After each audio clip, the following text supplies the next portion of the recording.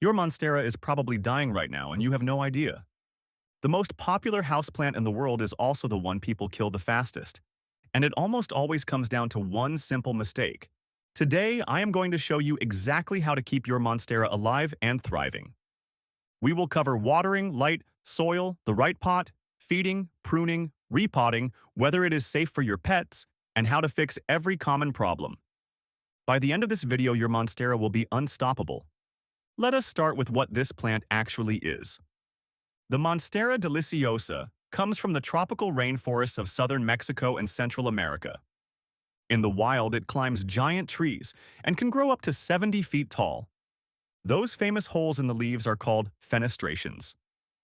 Scientists believe they let light and rain pass through to the lower leaves in the dense jungle.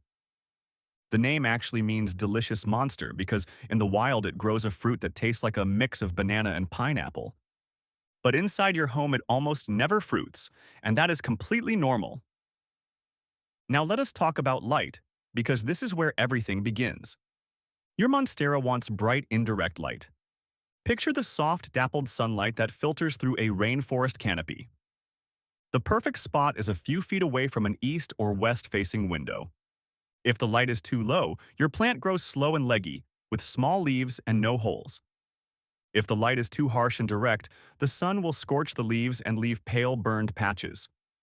If your home is dark, a simple grow light placed above the plant works perfectly. Rotate your plant every couple of weeks so it grows evenly instead of leaning toward the window.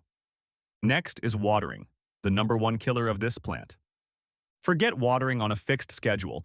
Instead, stick your finger about 2 inches into the soil. If the top 2 to 3 inches feel completely dry, it is time to water. If you feel any moisture at all, wait a few more days. In spring and summer, this usually means watering once every 7 to 10 days. In fall and winter, you might only water every 2 weeks or even less. When you do water, pour slowly until it runs out of the drainage holes. Then let it drain completely and never let your plant sit in standing water. Overwatering causes yellow mushy leaves and a sour smell from the soil. Underwatering causes curling leaves and crispy brown edges. When in doubt, it is always safer to wait one more day. Now for temperature, and this one is easy.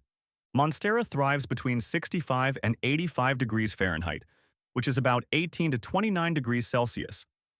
It is a tropical plant, so it hates the cold. Keep it away from drafty windows, cold doorways, and blasting air conditioning vents. If temperatures drop below 50 degrees Fahrenheit or 10 degrees Celsius, the leaves can start to blacken and suffer.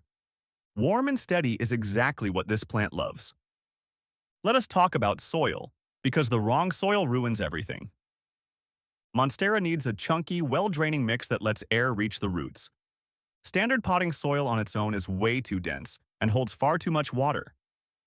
The ideal recipe is regular potting mix, combined with perlite and some orchid bark. The perlite creates drainage, and the bark creates air pockets around the roots.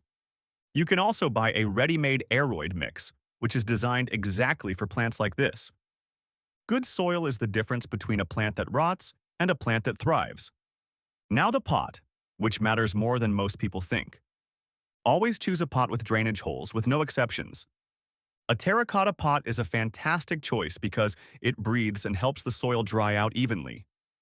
Plastic and glazed pots hold moisture longer, so be more careful with watering if you use them. When it comes to size, never jump to a giant pot. A pot that is too big holds extra wet soil around the roots and leads straight to root rot. When you repot, choose a container just 1 to 2 inches wider than the current one. Let us talk about feeding your Monstera. During spring and summer, feed it once a month with a balanced liquid fertilizer. This is the growing season when your plant is hungry and pushing out new leaves. Stop fertilizing completely in fall and winter when the plant is resting.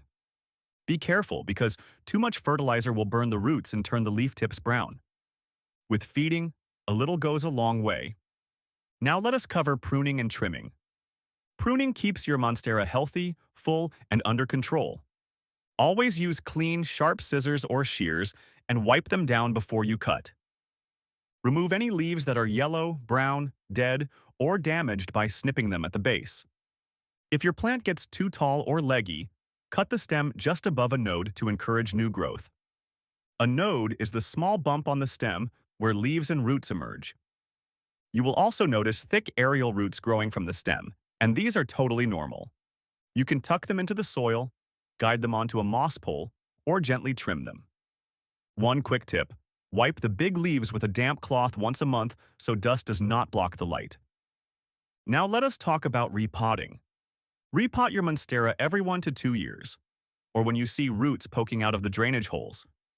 The best time to repot is in spring, when the plant is actively growing. Gently slide the plant out and loosen the roots with your fingers. Inspect them carefully, because healthy roots are firm and white or cream-colored. If any roots are dark, soft, and mushy, trim them away with clean scissors. Then place the plant in fresh soil in a pot, just slightly larger than before. A moss pole is also a game changer if you want bigger leaves with more holes. It mimics the trees this plant would climb in the wild and encourages mature growth. Now an important one, especially if you have pets. Monstera is toxic to both cats and dogs. Every part of the plant contains tiny sharp crystals called calcium oxalates. If your pet chews a leaf, it causes immediate burning and irritation in the mouth. Watch for drooling, vomiting, pawing at the mouth, and difficulty swallowing. The good news is that it is very rarely fatal, but you should still keep this plant well out of reach of curious cats and dogs. If your pet does take a bite, rinse their mouth with water and call your vet right away. Now let us fix the most common Monstera problems people run into. First, yellow leaves. Yellow leaves almost always mean overwatering. Check the soil, and if it is soggy, let it dry out fully before watering again. But if just 1 or 2 old lower leaves turn yellow, that is natural aging and nothing to worry about. Second, brown crispy edges and tips. This usually means the air is too dry or the plant is thirsty. Boost the humidity with a humidifier or a pebble tray and check your watering. Third, no holes in the leaves. If your plant is young, just be patient, because fenestrations need time and maturity. If it is mature with no holes, it needs more bright light and ideally a moss pole to climb. Fourth, drooping leaves. Drooping means your plant is either very thirsty or drowning in wet soil. Check the soil first, then water if it is dry or back off if it is soggy. Fifth, dark brown spots or mushy stems. This is a warning sign of root rot from too much water. Pull the plant out, trim the rotten roots, and repot it in fresh, dry soil. Now let us talk about pests, because even healthy plants get visitors. The most common Monstera pests are spider mites, thrips, mealybugs, scale, and fungus gnats. Spider mites leave fine webbing and tiny speckled dots on the leaves.